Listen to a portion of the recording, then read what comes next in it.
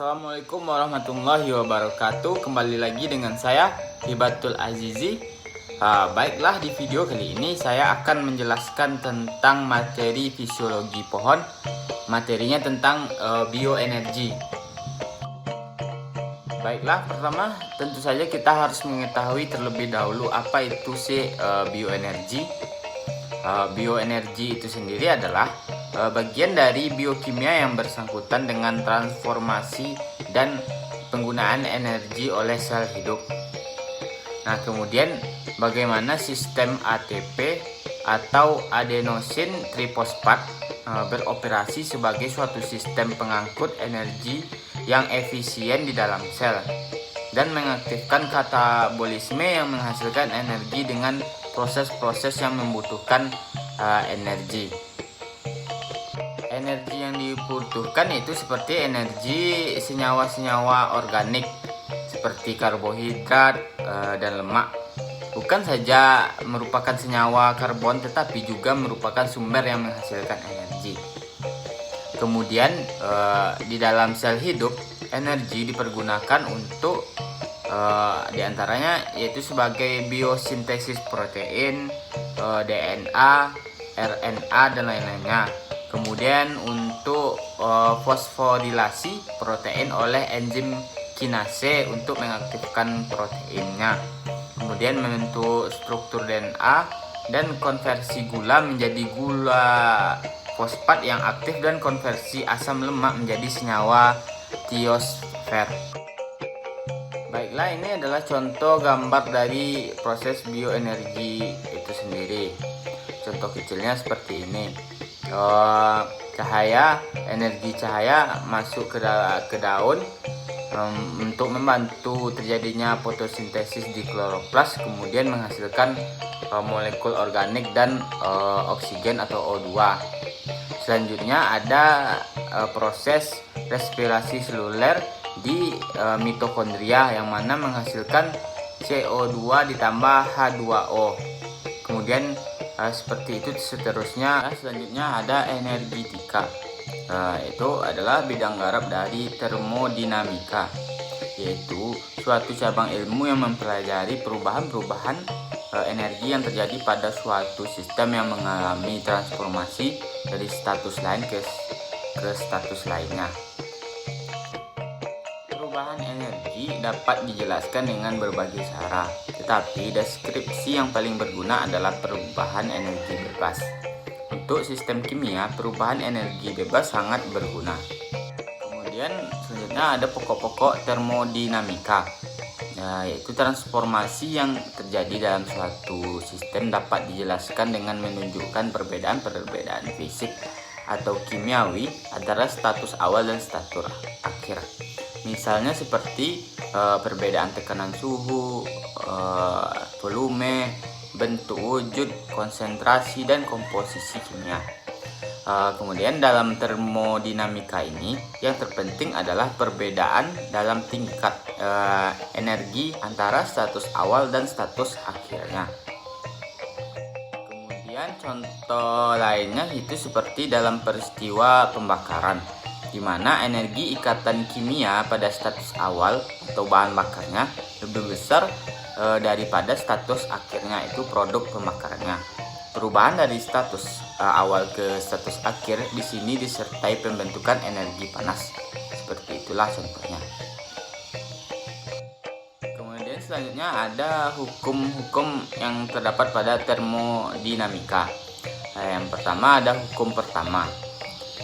Di dalam setiap perubahan fisik atau kimia, jumlah total energi pada lingkungan adalah sama. Itulah hukum pertama dari termodinamika. Hukum pertama merupakan prinsip pelestarian energi. Dengan kata lain, hukum ini menyatakan bahwa energi tidak dapat diciptakan atau dirusak. Jadi, jika energi dipergunakan untuk melakukan kerja atau diubah dari bentuk yang satu ke bentuk lain, jumlah total energi tidak berubah atau masih sama. Kemudian ada hukum keduanya, yaitu di mana semua perubahan fisik atau kimia cenderung berjalan menuju arah sedemikian rupa, sehingga energi yang bermanfaat terurai secara tidak dapat balik lagi menjadi bentuk acak yang tidak teratur. Nah, disebut juga dengan entropi. Untuk penguraian ini terhenti pada titik keseimbangannya, yaitu pada saat entropi yang berbentuk berada pada tingkat paling maksimum yang dimungkinkan oleh kondisi lingkungan yang bersangkutan. Terdapat dua jenis energi yang bermanfaat. Yang pertama ada energi bebas, yang merupakan energi yang dapat melakukan kerja pada suhu dan tekanan tetap. Kemudian ada energi panas, yaitu dapat melakukan kerja hanya melalui suatu perubahan suhu atau tekanan. Baiklah, selanjutnya ada prinsip-prinsip dasar dari termodinamika. Yang pertama ada sistem terbuka dan tertutup. Pada sistem terbuka terjadi pertukaran energi dan materi dengan lingkungannya. Sedangkan pada sistem tertutup, yaitunya di mana bumi secara keseluruhan, atau yang sering kita sebut dengan biosfer. Nah, pada sistem ini banyak sistem ekologi yang menganut sistem terbuka dalam pertukaran materi dan energi dengan sistem lainnya. Kemudian yang kedua ada konversi energi. Dalam prinsip konversi energi tersebut menjelaskan bahwa energi tidak dapat diciptakan, tetapi potensi energi dapat diubah dari suatu bentuk ke bentuk energi lainnya. Nah, perubahan energi dalam sebuah sistem setara dengan jumlah kerja yang dikeluarkan oleh sistem, kemudian ditambah energi yang dilepaskan di dalam atau di antara sistem tersebut. Bisa dilambangkan atau dirumuskan seperti yang saya tampilkan ini. Selanjutnya, yang ketiga ada keseimbangan dan entropi dalam hukum termodinamika. Seperti yang dikatakan oleh James Joule, pertukaran timbal balik panas menjadi kerja dan sebaliknya, yaitu energi mekanik, kimia, atau listrik dapat dirubah menjadi panas. Tetapi transformasi balik dari panas menjadi kerja mekanik tidak dapat dilakukan sepenuhnya tanpa input atau tambahan energi luar dan tanpa adanya energi yang hilang dalam bentuk energi panas yang tidak kembali. Kemudian setiap perubahan energi menganut sistem tersebut, yaitu energi tingkat tinggi akan berkurang yang tidak dapat dirubah menjadi energi tingkat rendah. Seperti itulah pada keseimbangan dan entropi dalam hukum termodinamika ini. Seperti yang saya sebutkan tadi, entropi adalah energi dalam keadaan acak atau tidak teratur. Dalam artian energi ini adalah energi yang tidak berguna.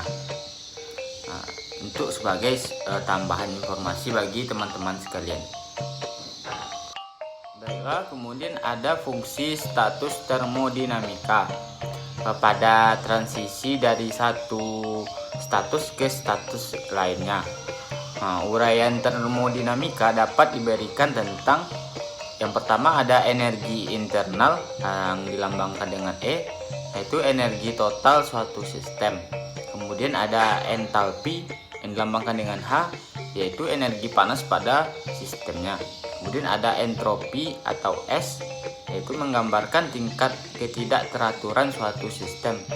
Dan ada juga energi bebas atau G, yaitu menggambarkan jumlah energi yang dapat dipergunakan untuk kerja atau kegiatan yang berguna. Kemudian ini adalah contoh bentuk dari perubahan energi bebas itu sendiri, yang mana dari sistem hidup atau sel yang nantinya akan berubah menjadi energi bebas. Dan selanjutnya ada perubahan energi bebas ini, yaitu dimana dari energi A menjadi energi B. Nah, di sini terdapat 3 kemungkinan harga perubahan energi bebas delta G. Energi bebas atau delta G. Yang pertama, jika delta G senyawa B kurang dari A, maka delta G negatif. Berarti reaksi berjalan dengan mengeluarkan energi atau reaksi spontan. Yang kedua ada jika delta G senyawa B-nya sama dengan A, maka delta G sama dengan 0. Nah, berarti reaksi berlangsung seimbang.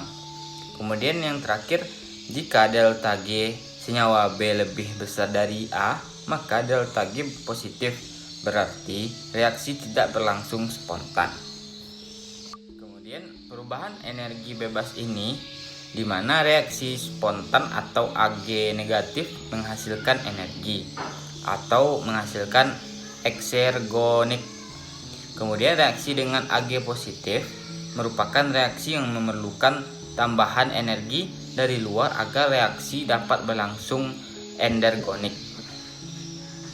Kemudian ada hakikat penggunaan energi dalam reaksi biokimia, yaitu di mana yang pertama, pelepasan energi ikatan membentuk ikatan hanya dengan energi dalam satu molekul berenergi tinggi atau ATP.